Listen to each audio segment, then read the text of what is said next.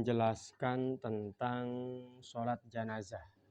Kewajiban terhadap mayit muslim yang dalam keadaan normal. Artinya dia bukan mati karena mati syahid, bukan mati ketika melaksanakan ihram dalam ibadah haji ataupun umrah. Setelah dimandikan, lalu dibungkus, lalu disolatkan.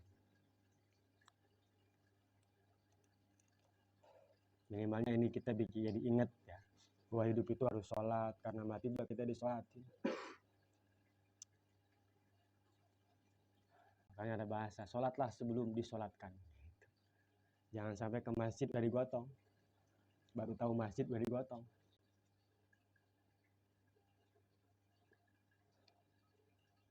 Maka sebelum disolatin, kita sholat sendiri. Jadi pengiring kita nanti ke kuburan itu disolatkan. Minimalnya itu buat mengingat-ingat manusia bahwa hidup jangan lupa sholat. Karena nanti kalau kamu muslim, meskipun kamu nggak pernah sholat, tetap karena kamu muslim, nanti pengantar sebelum ke kuburan itu disolatin. Jadi mending disolatin, mending sholat sendiri.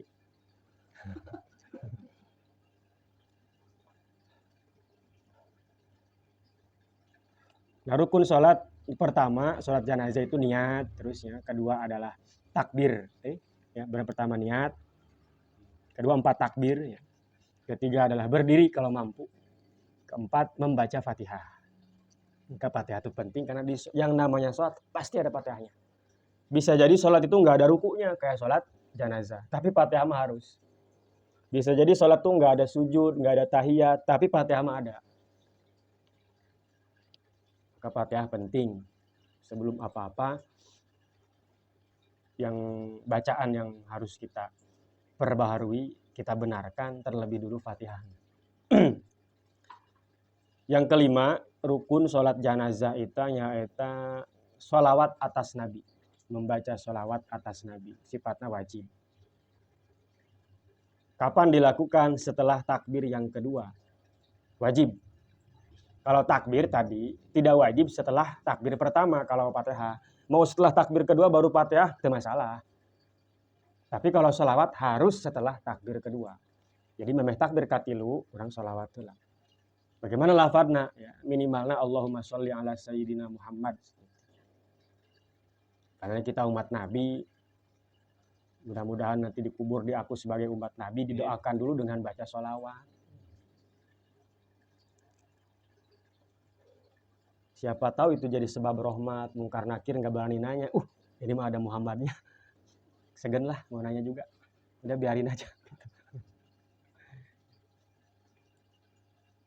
Sunnahnya ditambah wa ala ali sayyidina Muhammad atas keluarga Nabi. Yang paling baik sholawat yang dibaca setelah takbir kedua, sholawat Ibrahim yang ada di tahiyat. Ya sallallahu sholli ala sayyidina Muhammad wa ala ali sayyidina Muhammad kama shallaita ala sayyidina Ibrahim wa ala ali sayyidina Ibrahim wa barik ala sayyidina Muhammad wa ala ali sayyidina Muhammad kama barakta ala sayyidina Ibrahim wa ala ali sayyidina Ibrahim fil alamin innaka Hamidum Majid. Karena salah satu redaksi sholawat yang ada dari Nabi, sholawat eta. Kenapa Nabi Ibrahim yang dibawa? Bukan Nabi Isa gitu ya, bukan Nabi Adam.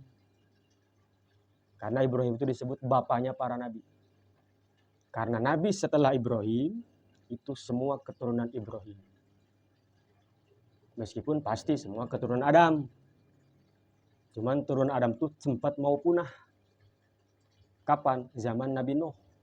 Ketika ditenggelamkan. Maka kalau nabi itu, para nabi ya, pasti keturunan Ibrahim. Kalau semua orang pasti keturunan Adam. Kita nih, kita pasti turunan Adam, tapi belum tentu turunan Ibrahim. Tapi kalau para nabi pasti turunan Ibrahim. Nabi setelah Ibrahim tentu ya, kalau sebelum nggak mungkin lah. Gimana sebelum Ibrahim? Maka disebut bapaknya para nabi. Semua manusia pasti turunan Adam, tapi tidak semua manusia turunan Ibrahim. Tapi kalau para nabi pasti turunan Ibrahim. Sudah barang tentu turunan Adam. Maka disebut bapak para nabi dan Nabi Ibrahim dan nabi yang diakui oleh semua agama. Yahudi mengenal Ibrahim, Nasrani mengenal Ibrahim, entah dengan sebutan nama apa, ya, mau Abraham, mau Ibrahimovic, misalkan, gitu kan, dengan bahasa yang mungkin tidak sama persis, tapi mengarah ke situ. Dan banyak syariat Nabi Muhammad itu mirip dengan syariat Nabi Ibrahim. Kalau akidahnya semua sama, monoteisme, menyembah satu Tuhan, agama tauhid. Dari Nabi Adam sampai Nabi Muhammad, untuk urusan akidah, urusan keyakinan itu sama. Maka dalam Islam itu tidak boleh membeda-bedakan satu nabi dengan nabi yang lain. Karena apa? Sama semuanya. Ketika kita tidak meyakini satu orang nabi, berarti sama dengan tidak meyakini semua. Karena ajarannya sarua. Sama ajarannya. Maka kalau yang satu tidak diyakini, semua tidak diyakini. Orang Yahudi misalkan tidak percaya bahwa Muhammad itu nabi, berarti sebenarnya dia nggak percaya sama Nabi Isa, Nabi Musa gitu. Dia tidak percaya Isa itu nabi, berarti dia sebenarnya nggak percaya sama Musa. Jadi tidak boleh menafikan satu dari nabi yang Allah utus. Kalau menafikan satu, sama dengan menafikan semuanya. Karena berantai-rantai semuanya sama. Maka dalam agama Islam, Musa nabi, Isa nabi, gitu. Menghormati Isa. Tapi posisinya sebagai nabi, bukan sebagai Tuhan, atau sebagai anak Tuhan, atau jelmaan Tuhan, atau apalah itu. Gitu. Posisinya jelas, dia itu nabi. Orang soleh, orang baik, mengajarkan kebaikan. Musa begitu, Ibrahim begitu, Daud, Sulaiman semua begitu. Cuman syariatnya, ajaran agamanya, bukan ajaran ketuhanannya ya. Ajaran keagamaannya, praktek dalam beribadahnya tidak boleh kita ikuti. Yang boleh kita ikuti wajib adalah cuma Nabi Muhammad. Syariat ajaran peribadahan Nabi zaman dulu sebelum Muhammad tidak boleh diikuti lagi. Kecuali yang diambil dimasukkan ke dalam ajaran Muhammad. Kayak mana? Ajaran khitan, sunat. Itu ajaran Ibrahim. Tapi dimasukkan ke dalam ajaran Nabi Muhammad, dibawa juga. Maka kita ikuti. Yang tidak dibawa nggak usah. Ya, Nabi Ibrahim misalkan sholatnya diceritakan Nabi Ibrahim itu sholat tuh malam doang. Enggak 5 waktu. Maka itu jangan diikuti. Udahlah gue ikut Nabi Ibrahim aja sholatnya malam doang. Nggak bisa. Maka salah satu nama Nabi Muhammad itu Al-Aqib. Al-Aqib itu artinya orang yang menyalin, yang mengamandemen ajaran Nabi terdahulu dalam hal ibadah. Kalau dalam ketuhanan sama semuanya. Bahwa Allah itu Esa. Sama itunya mah. Tapi aja nih sholatnya, puasanya, kayak zaman Nabi Daud. Nabi Daud itu puasanya sehari puasa, sehari enggak. Sehari puasa, sehari enggak gitu. Begitu aja tiap hari. Selang-seling. Kalau Nabi Muhammad lain puasanya, Ramadan aja, cuman full 1 bulan. Ayo mending sehari enggak sehari atau sebulan full. Ini dipikir-pikir enak ajaran Nabi Muhammad loh. Iya memang kita ngelakuinnya tiap hari, tapi cuma 30 hari paling banyak. Coba kayak Nabi Daud, berarti kalau setahun 360 hari, kita berapa hari tuh puasa? Ya, lumayan kan? Jadi udah ajaran yang paling pas gitu. Ajaran Nabi Muhammad. Kalau ajaran Nabi Isa, kan Nabi Isa tuh nggak nikah. Sampai meninggal, bukan sampai meninggal ya. Kalau dalam agama Islam, Nabi Isa itu tidak diyakini meninggal. Diyakini masih hidup sampai sekarang, cuman tempatnya di mana, wallahu alam, hanya Allah yang tahu. Sampai diangkat oleh Allah, nggak pernah punya istri. Nggak ada kan turunan Nabi Isa. Mau orang Nasrani, mau orang Yahudi, pasti meyakini Isa itu nggak punya turunan. Karena nggak nikah emang. Nah kalau kita ngikutin ajaran Nabi Isa, waduh ribu. Itu nggak boleh kawin. Sedangkan kan ibadah paling enak tuh nikah. Maka Nabi Muhammad nikah.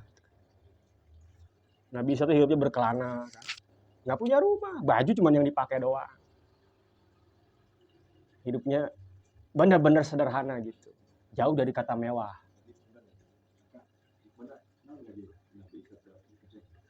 Ya wallahu a'lam. Mungkin Allah menghendakinya seperti itunya. Mungkin sekarang para pendeta mungkin gak nikah. Mungkin gitu, nggak tahu juga sih. Iya gitu. Nikah nggak? Oh nikah. Oh Romo. Kayak Romo Magin Suseno tuh nggak nikah berarti ya? Oh.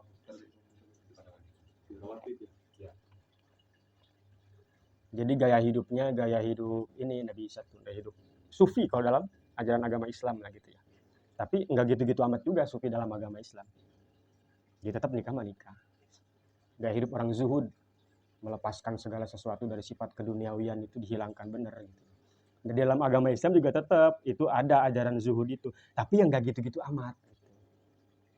Tetap orang boleh nikah, karena semua itu sisi manusia itu pasti punya kepentingan, kebutuhan biologis, dan agama memperbolehkan itu untuk disalurkan asal jalannya benar sesuai dengan yang diajarkan. Ya masa kita harus dikebiri?